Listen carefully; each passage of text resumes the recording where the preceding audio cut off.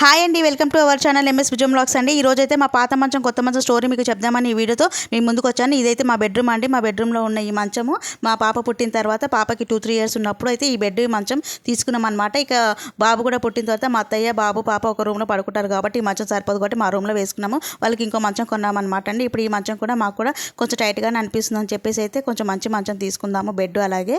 So పిల్లలు bathroom పోసి కూడా పరపంతా ఖరాబ్ అయిపోయిందని ఇన్ని రోజులు అయితే అలాగే అడ్జస్ట్ అయ్యాము. ఇక ఈ మంచం అయితే కస్టమైజ్ చేయించుకున్నాం అనమాట అండి. ఇంకా చాలా షోరూమ్లో అయితే చూశాను, దిల్షునగర్, చైతన్యపూర్, కర్మగట్టు ఇలా రకరకాలుగా చూశాను. మా వారు అయితే ఎన్నోసార్లు నన్ను తిడుతూ ఉంటాడు, నువ్వు రావటము ఇంకా అసలు పని అనేది తెమ్మనియ్యవు, అది ముందుకు కాదు, నేనే వెళ్ళి ఏదో ఒకటి తీసుకొని వస్తాను అని అంటాడు అనమాట అండి. నాకు బహుశా అన్ని షోరూమ్లు చూశాను కానీ డిజైన్స్ అయితే ఏం పెద్దగా నచ్చలేదు. నా మైండ్లో ఈ డిజైన్ ఉండటం వల్ల బహుశా ఏ డిజైన్స్ నచ్చలేదు అనుకుంటానండి. ఈ మంచం అయితే ఇలా స్టోరేజెస్ బాక్సెస్ కూడా ఉన్నాయన్నమాట అండి. సో నాకైతే చాలా బాగా నచ్చింది ఈ డిజైన్. మీకు నచ్చిందా లేదా అనేది ప్లీజ్ కామెంట్ అనేది పెట్టండి. కస్టమైజ్ అయితే చేయించుకున్నాం అనమాట అండి.